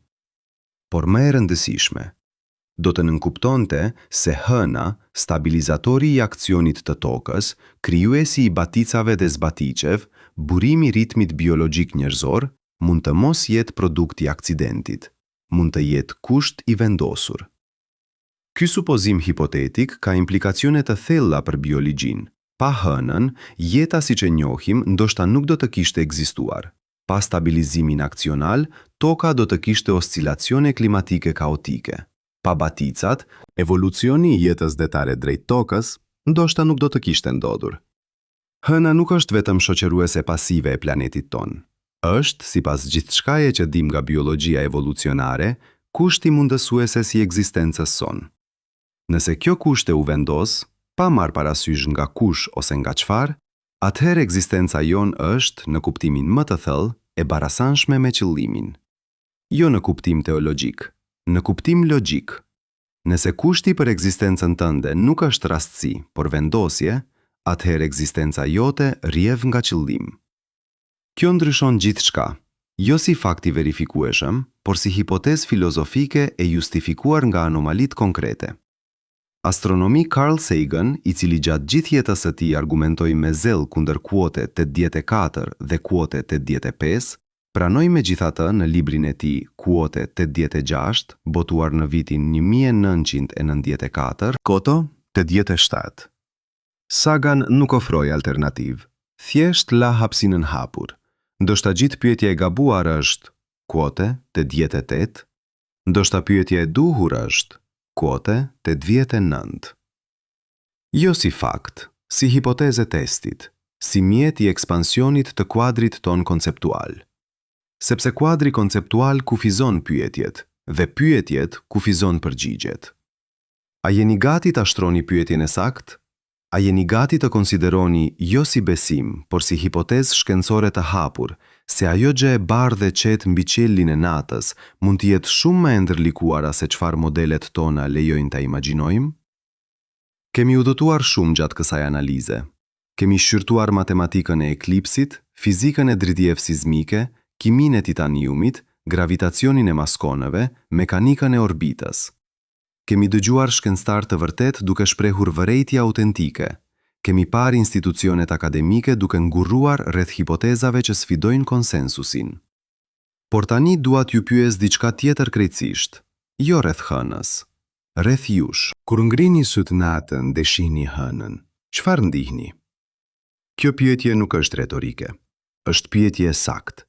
Sepse ajo ndjesie, e vogëlsisë, e mrekullimit, e ndoshta e pasigurisë është diçka reale. Dhe ajo ndjesie, sipas neuroshkencës, aktivizon të njëjtat rrjete neuronale që aktivizohen gjatë eksperiencave të kalorshme, momentet kur mendja hap kufijtë e tij konceptual dhe sheh gjëra të ndryshe. Oliver Sacks, neurologu i madh britanik, argumentoi se eksperiencat e kalorshme nuk janë patologjike. Janë mekanizmat me të cilat truri rishkruan modelet konceptuale. Me fjalë të tjera, momenti kur diçka e njohur bëhet befasisht e çuditshme, momenti kur hëna e njohur bëhet befasisht enigmatike, është momenti kur truri po mëson. Ky moment nuk është humbje e sigurisë, është fitim i njohurisë. 5 anomalitë e hënës nuk janë, sipas njohurive të sotme, çelësi ndonjë teorema kozmike absolute. Ato janë çelësi diçkaje tjetër. Ndërgjegjësimit se sa pak dim rreth objektit qiellor më të studiuar njerëzor, ndërgjegjësimit se modelet tona janë të kufizuara, ndërgjegjësimit se pyetjet e hapura janë jo shenjë dobësie intelektuale, por shenjë e shëndetit shkencor. Shkenca e vërtet nuk jep gjithmonë përgjigje. Ndonjëherë, shkenca ndërtim pyetje. Dhe pyetja, si u formua hëna dhe pse është aq e çuditshme, është ndër pyetjet më legjitime, më interesante dhe më të hapura që astronomia moderne mund të bëjë. Programi Artemis i NASA-s synon të kthejë njerëzit mbi hënë brenda viteve të ardhshme. Kina planet misione bemanet deri në fund të dekadës. Për herë të parë pas 50 vjetëve, njerëzit do të ecin prapë mbi sipërfaqen lunare. Dhe, ndoshta kjo është arsyeja kryesore pse ka kaq shumë entuziazëm, do të munden të bëjnë eksperimente sismike shumë më të avancuara se sa ato të Apollo, do të munden të marrin mostra nga zona të paprekura deri tani, do të munden të vendosin instrumenta me saktësi shumë fish më të lartë. A do të zgjidhin ato misione enigmat? Ndoshta. Ndoshta dridhjet do të shpjegohen nga struktura gjeologjike të reja të identifikuara. Ndoshta titanumi do të ketë shpjegim gjeokimik elegant ende të panexhoruar. Ndoshta masonët do të përshkruhen plotësisht nga dinamika post-impakte ridefinuar. Ndoshta. Shkenca funksionon me ndoshta derisa ndoshta bëhet po ose jo. Por ekziston mundësia tjetër. Ekziston mundësia se misionet e reja do të gjejnë jo shpjegime, por pyetje të reja. Ekziston mundësia se mostrat nga zonat e reja do të konfirmojnë dhe thellojnë anomalitë ekzistuese. Ekziston mundësia se instrumentet sismike të reja, me saktësi mijëra herë më të madhe se sa ato Apollo, do të zbulojnë diçka edhe më shqetësuese. Dhe nëse kjo ndodh, nëse hëna e nesërme e zbuluar nga astronautet dhe robotet e brezit të ri rezulton edhe më e çuditshme se sa hëna e sotme, çfarë do të bëjë njerëzimi me atë njohuri? A do ta pranoj me guxim intelektual? A do ta ndaj me publikun? A do të rihap debatet shkencore rreth origjinës dhe natyrës? Nuk e dim. Por e dim një gjë. Pyetjet janë të hapura. Dhe pyetjet e hapura janë shenjë se aventura nuk ka mbaruar. Shkenca e vërtet nuk është ajo e teksteve shkollore, me përgjigjet e gatshme dhe certitudinin e qetë. Shkenca e vërtet është ajo e fytyrave të astronomeve të natën vonë, teksa shikojnë të dhënat dhe mendojnë. Por pse? Ajo e Robin Brettit kur shkroi se hëna nuk duhet të ekzistonte. Ajo e Harold Urrit kur refuzoi të heshtë. Ajo e Frank Pressit kur tha se dridhjet nuk ishin të zakonshme. Shkenca e vërtet është guximi për të mos heshtur kur të dhënat bëjnë pyetje të vështira. Hëna është atje, çdo natë, e qetë, e bardhë, e njohur. Dhe totalisht, fellësisht, matematikisht enigmatike. Çfarë mendoni ju? A është hëna produkt i rastësisë kozmike ose diçka tjetër? A duhet shkenca të diskutojë hapur anomalitë pavarësisht implikimeve? Apo heshtja institucionale ka arsye legjitime? Dhe pyetja më e thjeshtë dhe më e vështirë. Kur të ngrini sytë natën tjetër dhe ta shihni atë sferë të bardhë, si do ta shihni tani? Mos ndaloni së pyeturi, sepse pyetjet e vërteta nuk kanë afate skadimi. Tani që kemi shqyrtuar anomalitë fizike, kimike dhe sismike të hënës, duhet të flasim për diçka krejtësisht tjetër dhe ndoshta edhe më personale. Sepse hëna nuk ndikon vetëm mbi sistemin diellor në nivel abstrakt. Ajo ndikon mbi trupin tuaj, çdo ditë, çdo natë. Dhe shkenca, edhe pse me ngurrim, ka filluar ta dokumentojë këtë ndikim me saktësi shkencore. Filloj me faktin themelor. Trupi njerëzor përbëhet nga 63% ujë. Oqeanet e tokës, ato masa gjigante të ujit prej 60-90 miliard litrash, lëvizin sipas tërheqjes gravitacionale të hënës.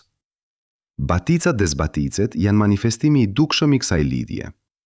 Nëse hëna tërheq masa aq gjigante uji, çfarë bën me 75 deri te 80 litra ujin e trupit tuaj? Kjo pyetje ka ngacmuar shkencëtarët prej dekadash. Biologu gjerman Dieter Broers, i cili punon me Institutin e Hullumtimeve Biomagneto-Biologjike të Berlinit,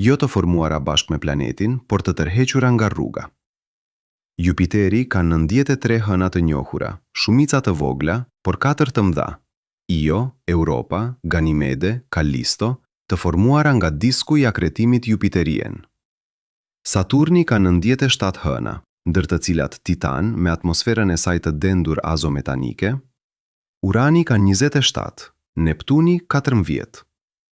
Tani vini re. Asnjë nga hënat e sistemit diellor, me përjashtim të hënës Son, nuk prodhon eklips total të plot kur shihet nga sipërfaqja e planetit të vet. Phobos, nga sipërfaqja e Marsit, mbullon diellin vetëm pjesërisht. Hënat e Jupiterit, Saturnit, Uranit dhe Neptunit janë aq larg planetëve të tyre, ose dielli është aq i vogël nga i largësi, që eklipset totale janë teorikisht të pamundura ose margjinale. Hëna jon, e vetme midis 259-ve, krijon eklipsin e plot total. Vetme. Ndër 259. Krahasimi 2. Raporti mas-satelit me masën e planetit prind. Raporti mas-hën me mas-tokë është 1/18. Kjo do të thotë se hëna ka masë shumë të madhe në raport me tokën krahasuar me hënat e tjera. Raporti mas-Phobos me mas-Mars është pothuajse 0. Phobos është gjigapala vogël. Raporti mas-Titan me mas-Saturn është afërsisht 1/47.000. Raporti mas-Ganimede me mas-Jupiter është afërsisht 1/44.000. Hëna jon, me raportin 1/18, është anomalikisht masive krahasuar me planetin e saj. Gjeofizicianët e quajnë sistemin tokë-hën pikërisht për shkak të kësaj, raporti të pazakont. Dhe pastaj ka edhe densiteti. Hëna ka densitet prej 3347 kg për metër kub. Kjo është shumë e ulët krahasuar me tokën, 5564 kg për metër kub. Rast densiteti tokë-hën është afërsisht 1.67. Kjo diferencë e madhe densiteti është problematike për UQUOT-E25. Nëse hëna u formua nga materiali i hedhur nga toka gjatë ndeshjes, pse ka densitet aq shumë të ndryshëm? Modeli parashikon densitet më të ngjashëm, por nuk e gjejmë. Astronomia Renu Malhotra nga Universiteti i Arizonës, specialiste e dinamikës orbitale planetare, ka theksuar se Malhotra nuk spekulon rreth origjinës artificiale, por konfirmon se sistemi jon, planet hën, është nga perspektiva krahasuese anomaloz. A ka ndonjë sistem tjetër diellor me hën si hëna jon? Kjo pyetje ka marrë vëmendje të shtuar me zbulimin e eksoplaneteve. Teleskopi hapësinor Kepler dhe trashëgjimtari i tij TESS kanë identifikuar mira sisteme planetare. Por zbulimi i eksohënave, hënave të eksoplaneteve, mbetet shumë i vështirë teknologjikisht.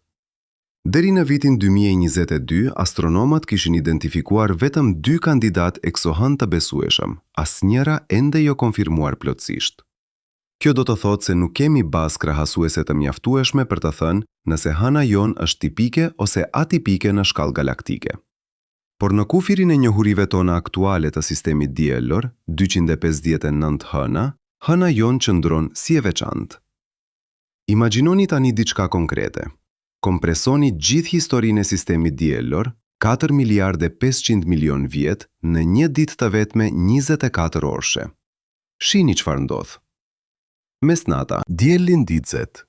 Sistemi diellor fillon të formohet në nebula primordiale. Gazet dhe pluhuri fillojnë të konvergjojnë në gravitacionin e vet. Temperatura qendrore arrin 10 milion gradë Celsius dhe fillon reaksioni nuklear i hidrogjenit. Lindja e diellit ton. Ora 1 pas mesnate. Planetët fillojnë të formohen. Planetëzimat, copza primitive të akretimit, shtëpizojnë dhe shkrihen. Toka e hershme e shkrirë tërësisht fillon procesin e diferencimit. Metaleve i fundusen, shkëmbinjve të lehtë notojnë sipër. Ora 2 pas mesnate. Nëse hipoteza e ndeshjes gjigante është e saktë, Theia, objekti madhësi Marsi, godet tokën e hershme pikrisht tani. Shpërbërim dhe re, pastaj reagregjim. Formohet hëna. Ajo është aq afër tokës sa toka rrotullohet 24 herë për çdo orbitim lunare. Baticat janë të tmerrshme, disa qindra herë më intensive se sa sot. Ora 4:30. Shiu i madh i bombardimit të vonë, perioda kur asteroid gjigant godisin tokën dhe hënën intensivisht. Basenet mariane të hënës formohen gjatë kësaj periude, mas zonët vendosen. Kora lunare mbyllet dhe formohet. Kimia e titaniumit kristalizohet. Ora 6:30. Jeta e parë shfaqet në tokë. Mikrobet primitive prokariote, baktere pa bërtham të diferencuar. Hëna ndodhet ende relativisht afër, duke krijuar baticat intensive që stimulojnë dinamikën oqeanike. Kjo dinamik mund të jetë faktor i rëndësishëm në shfaqjen e jetës. Ora 15. Jeta eukariote, qelizat me bërtham, shfaqet. Kjo është hapi i rëndësishëm evolucionar drejt jetës komplekse. Atmosfera e tokës ka fituar oksigjen nga alga fotosituese. Hëna vazhdon të stabilizojë aksisin e tokës duke parandaluar oscilacione klimatike kaotike që do të kishin vrarë evolucionin. Ora 21:30. Kafshët shfaqen. Formacionet e para paleontologjike komplekse, perioda kambriane. Jeta shpërthen nga format një qelizore drejt kompleksitetit shumë qelizor gjatë disa milion vjetëve relativisht të shpejt. Kjo kuote, 27, mbetet një nga enigmate biologjisë evolucionare. Ora 24:15 minuta, dinozaurët shfaqen. Ora 24:2 minuta, dinozaurët zhduken. Asteroidi Chicxulub godet tokën, temperatura rreth botës bie, 65% e specieve zhduken. Mamiferet, nga të cilat do të evoluohen njerëzit, mbijetojnë. Ora 24:3 sekonda, Homo sapiens shfaqet. E gjithë historia e evolucionit njerëzor, nga celulat filjestare deri te ju, i cili jeni duke lecuar tani, ka ndodhur në këto 3 sekonda të fundit. Ora 24:0 pik ose sekonda. Programi Apollo. Nxjerrju zbret mbi hënë. Dridhjet e misterioze regjistrohen. Titaniumi zbulohet. Pjetjet shtrohen. E gjithë kjo histori 4,5 miliard vjeçare, e kompresuar në 24 orë. Dhe ju, me të gjithë inteligjencën, kuriozitetin dhe kapacitetin tuaj, keni shfaqur në 3 sekondat e fundit. Andjeni peshën e kësaj perspektive? Andjeni sa pak kohë kemi pasur dhe sa pak dimende? Dhe megjithatë kemi arritur të identifikojmë 5 anomali të hënës. Imagjinoni çfarë do të zbulojmë me 3 sekonda të tjera. Tani po arrim tek ndoshta argumenti më i fuqishëm i të gjitha, jo anomalia e hënës vetë, por roli i saj në mundësimin e jetës komplekse. Sepse pa hënën, sipas fizikës dhe astrofizikës moderne, toka ndoshta nuk do të kishte pasur jetë inteligjente. Aksioni i tokës ndaj planit të orbitës së saj rreth diellit aktualisht është 23,5 gradë. Ky ankim aksional, i quajtur UQUOTE 28, krijon stinët. Nëse aksioni do të ishte 0 gradë, nuk do të kishte stinë. Nëse do të ishte 90 gradë, gjysma e planetit do të ishte e ngrirë dhe gjysma tjetër djegur.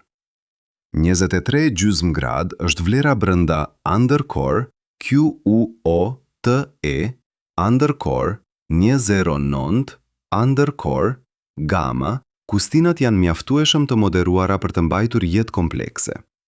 Por kjo nuk është e qëndrueshme automatikisht. Marsi, pa hënë të mëdha stabilizuese, ka aksion orbital që varion nga 0 deri në 60 gradë gjatë milionave vjetëve. Oscilacion kaotik i drejtuar nga perturbacionet gravitacionale të planetëve të tjerë. Kjo variabilitet dramatik aksional i Marsit është arsyeja kryesore pse klima e Marsit ka qenë historikisht e paqëndrueshme, duke alternuar midis periudhave të mundshme oqeanike dhe periudhave të ngrirjes ekstreme. Toka, me hënën e madhe stabilizuese, ka aksion orbital që varion vetëm nga 22 gradë deri 24,5 gradë gjatë milionave vjetëve.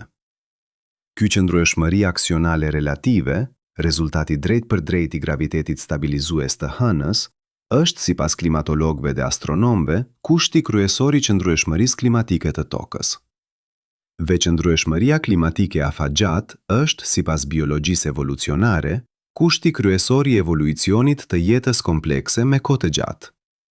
Fizikiani dhe astronomi Jacques Lascar nga Observatori i Parisit, i cili ka simuluar trajektoren klimatike të tokës me dhe pa hënën nëpërmjet modeleve kompjuterike avancuara, publikoi në vitin 1993 në revistën Gjetjen e Mëposhtme. Lascar nuk spekuloi rreth origjinës së hënës, por konfirmoi nevojën e saj absolute. Tani shtrohet pyetja logjike. Nëse hëna nuk do të ekzistonte, a do të kishte jeta inteligjente? Teorikisht, ndoshta. Evolucioni ka mënyra të paefra të gjetur shtegjet e mbijetesës, por probabiliteti i jetës inteligjente pa hënën, sipas llogaritjeve të Lascarit dhe ekipit të tij, zvoglohet drastikisht. Sa drastikisht? Lascar vlerëson se probabiliteti i evolucionit të jetës komplekse multiqelizore pa stabilizues aksional si hëna jon është me pak se 5% krahasuar me sistemin aktual. 5% kundrejt 95%. Ky është diferenca midis UQUOTE 112 dhe UQUOTE 113 për evolucionin e jetës inteligjente. Dhe kjo shifër, 5 kundrejt 95, e bën pyetjen e origjinës të hënës shumë nga pyetja akademike e largët. E bën pyetje ekzistenciale. Ekzistoni sepse hëna është aty, dhe hëna është aty me karakteristikat saktësisht të duhura. A është kjo rastësi? Apo diçka tjetër? Astronomu Ward, Peter D. Ward, profesor i biologjisë dhe gjeologjisë në Universitetin e Washingtonit dhe partneri i tij, astronomi Joe Brownlee, zhvilluan argumentin e kuote 100 e dimbiet në librin e tyre të vitit 2000. Ata argumentuan se kombinimi i faktorëve të nevojshëm për jetën inteligjente, pozicion orbital, madhësia e duhur e planetit, prania e hënës stabilizuese, raportet kimike planetare, bën tokën dhe sistemin e saj planet hën statistikisht shumë të rrallë në galaksi. Ward dhe Brownlee nuk argumentuan se jeta është e pamundur gjetk. Argumentuan se jeta komplekse dhe inteligjente kërkon kushte shumë specifike dhe toka i ka ato kushte, duke përfshirë hënën në mënyrë të jashtëzakonshme. A mendoni se kjo argument, roli kritik biologjik i hënës, ndryshon mënyrën si e shihni anomalitë e saj fizike? A e bën pyetjen e origjinës edhe më urgjente? Sepse nëse hëna është e çuditshme fizikisht dhe kimikisht, dhe njëkohësisht është biologjikisht esenciale për ekzistencën tonë, ky kombinim nuk mund të injorohet. Ai kërkon shpjegim. Kemi diskutuar teorinë dominante, hipoteza e ndezhjes gjigante dhe problemet e saj. Por ka teori të tjera, propozuar nga shkencëtar serioz me kualifikime të vërteta, të cilat janë refuzuar ose marginalizuar, jo sepse ishin qartazi të gabuara, por sepse sfiduan konsensusin aktiv. Teoria e parë alternative është ajo e William Thomson, matematikjani britanik i njohur si Lord Kelvin dhe astronomi George Darwin, biri i Charles Darwin, propozuan në fund të shekullit të 19 se hëna u nda nga toka kur toka rrotullohej shumë shpejt. Ky skenari parashikon një shpjegim elegant. Hëna u shkëput nga toka dhe mbajti disa karakteristika kimike tokëzore, ndërsa kimia e ndeshjes gjigante nuk mund ta shpjegojë diferencën titanike. Teoria u refuzua, sepse llogaritjet mekanike treguan se nuk kishte burim të mjaftueshëm energjie për të hedhur masën e nevojshme. Por disa gjeokimist modern argumentojnë se llogaritjet origjinale kishin supozime që mund të rishikohen. Teoria e dytë, kuote 116. Disa fizikan, ndërta Michael Drake nga Universiteti i Arizonës në vitet 90, propozuan se hëna u formua në zonë tjetër të sistemit diellor dhe u kap nga toka. Problemi kryesor, mekanika e kapjes gravitacionale kërkon kushte shumë specifike. Por edhe ky problem mund të zgjidhet nëse merren parasysh kushtet e sistemit diellor të hershëm me densitet shumë më të lartë të trupave qiellor dhe kolizioneve të shpeshta. Drake propozoi 6 skenare specifik kaputimi gravitacional dhe llogariti probabilitetin e secilit. Asnjëri nuk ishte impos, por asnjëri nuk ishte shumë i lartë. Puna mbeti e pastudiuar në mënyrë të thellë nga komuniteti.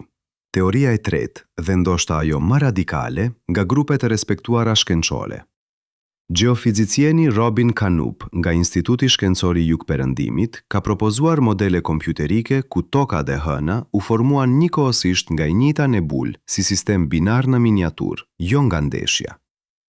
Ky model shpjegon disa karakteristika kimike më mirë se sa hipoteza standarde, por ka probleme të tjera, veçanërisht rreth shpërndarjes së momentit angular.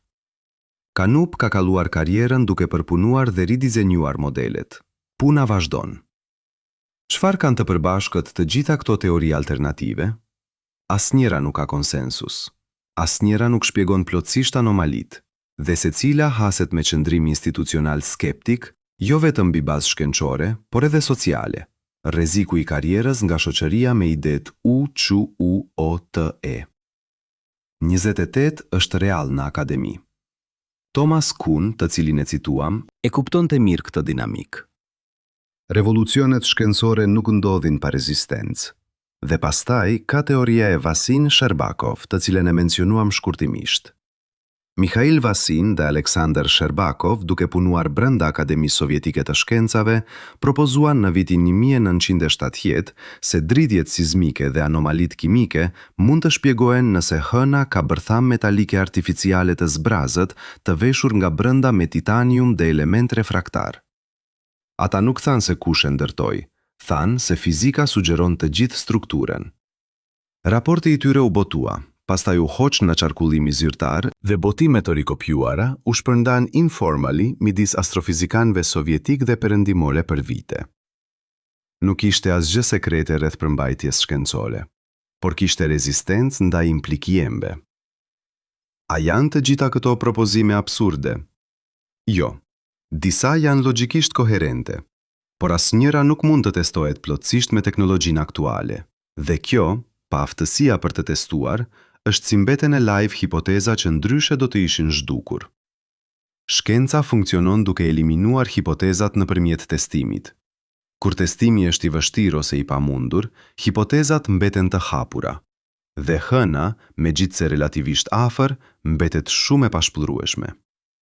Nuk po flasim për të ardhmen abstrakte, po flasim për eksperimentet konkrete që shkencëtarët kanë planifikuar ose ndërtuar për misionet e ardhshme lunare dhe çfarë do të mësojnë ato rreth anomalive. Eksperimenti i parë kritik, sismometria e re.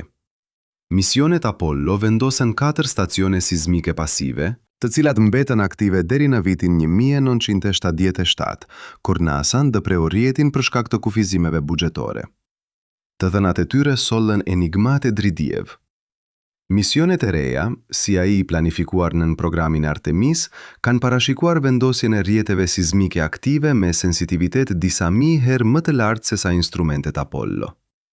Nëse hëna ka strukturë metalike të brendshme, rrjetet e reja do ta zbulojnë duke prodhuar profile sismike tridimensionale të brendësisë lunare.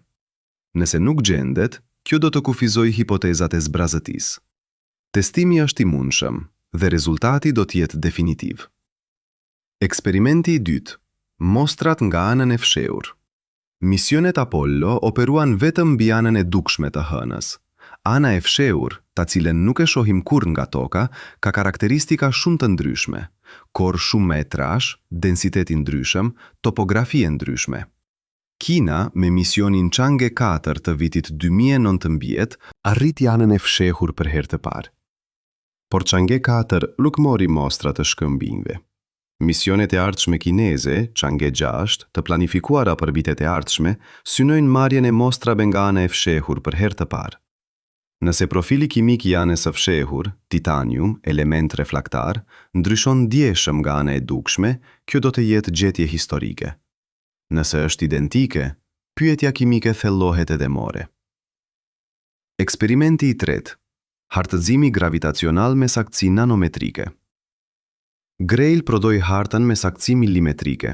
Misionet e ardhshme planifikojnë saktësi nanometrike, 10.000 herë më e saktë. Kjo do të zbulojë detajet të strukturës gravitacionale nën kore të hënës që janë aktualisht jashtë kapacitetit matës.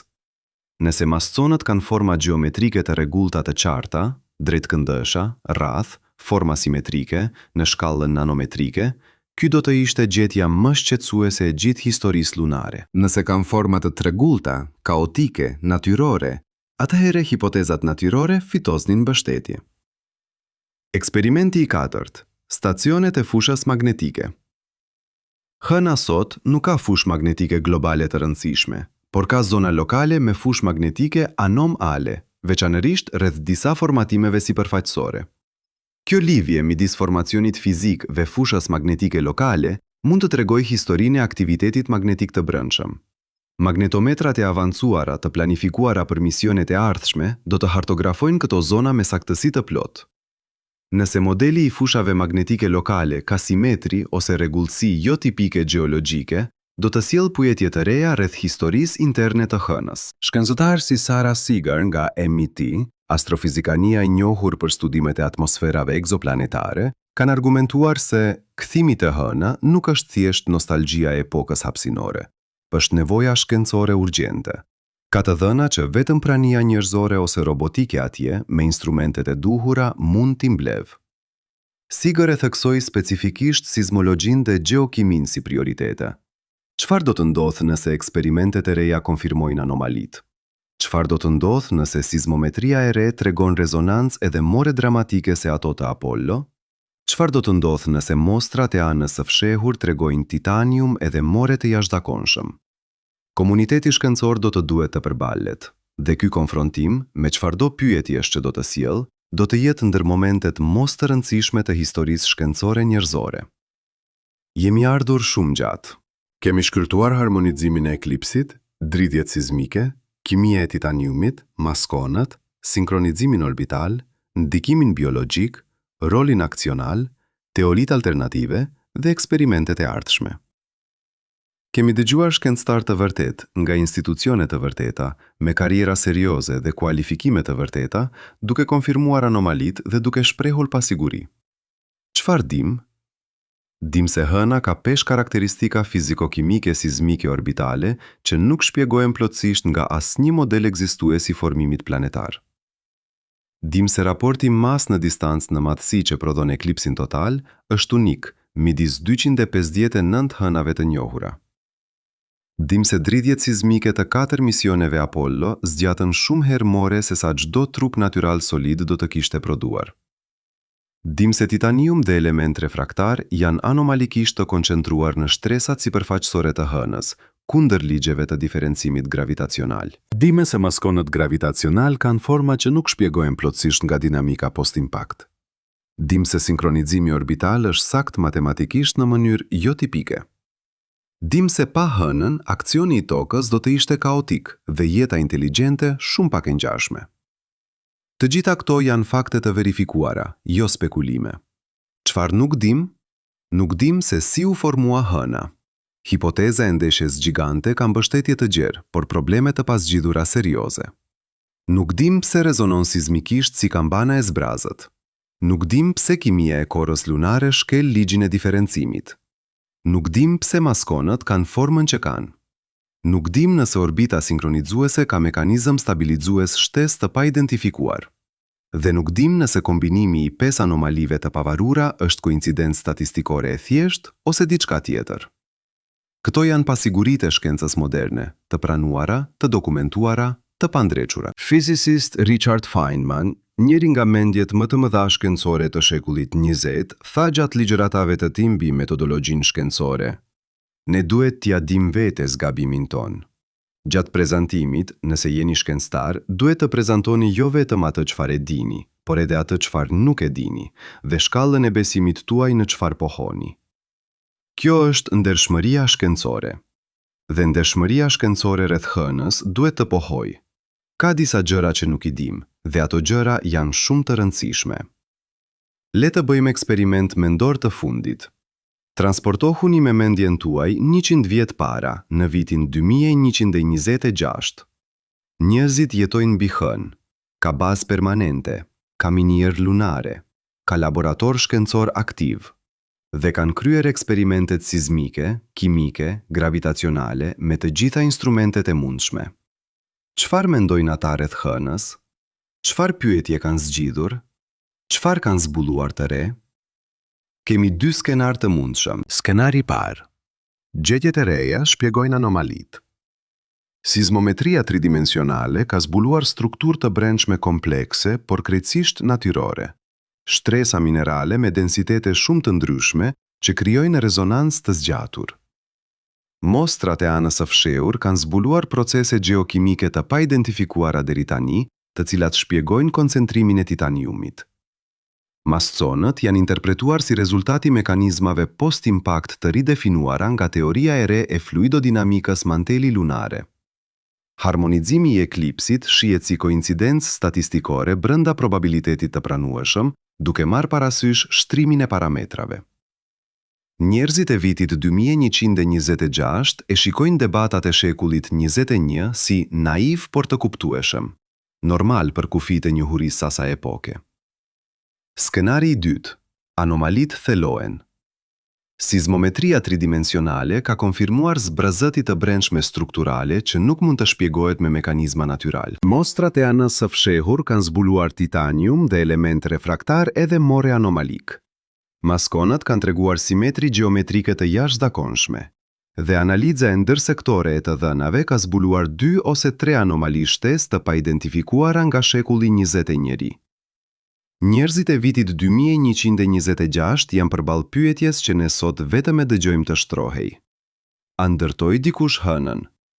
Dhe jo si hipotezë margjinale, por si hipotezë shkencore formale që kërkon testim. Cili skenar është i vërtet? Nuk e dim, por preparimi ynë mendor për të dy është shenjë madurisë shkencore.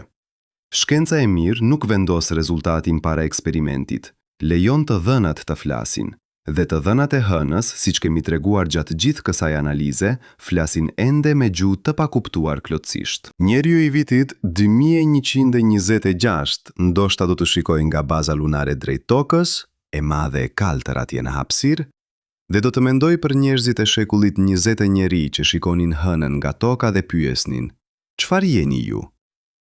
Ndoshta do të buzëqesh me njohuri superiore, ose ndoshta do të tund kokën me respekt. Sa mirë pyeten. Hëna ka qenë gjithmonë pasqyrë. Jo metaforikisht, fizikisht. Ajo reflekton dritën e diellit dhe e kthen drejt nesh. Gjatë gjithë historisë njerëzore, kur kemi ngritur sytë drejt saj, kemi parë shkëlqimin e reflektuar, jo dritën e vet. Kemi parë pasqyrimin. Por hëna është pasqyrë edhe në kuptim tjetër, edhe më i thellë. Ajo reflekton kufijtë e njohurisë son. Sa dim, sa nuk dim, si e trajtojmë pasigurinë, si reagojmë ndaj anomalive që sfidojnë kornixat tona. Robin Brett, Harold Urey, Frank Press, Maria Zuber, ata nuk ju larguan të dhënave kur të dhënat ishin të vështira. Ata i shërtuan, i dokumentuan dhe e lënë pyetjen hapur. Kjo është integritet shkencor. Kjo është modeli i sjelljeve që doni të imitoni. Jo besimin e bindur, por kurreshtjen e kujdesshme.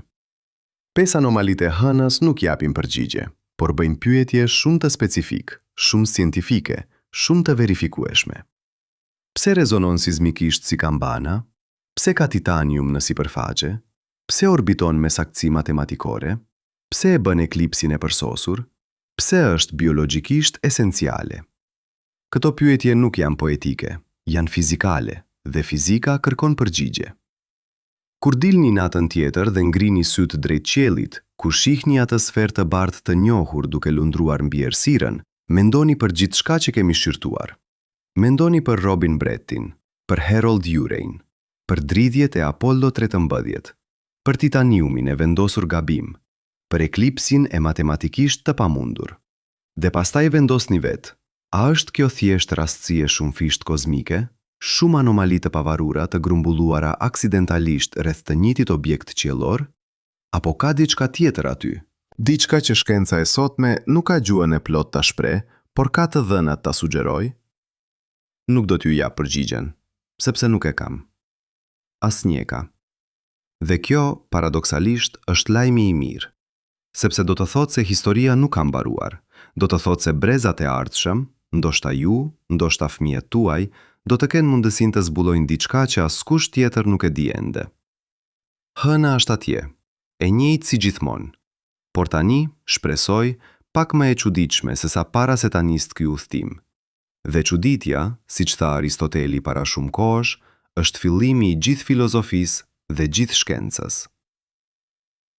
Vazhdo të shikosh lart, vazhdo të pyesh, sepse pyetjet e vërteta, ato me të vërteta të rëndësishme, nuk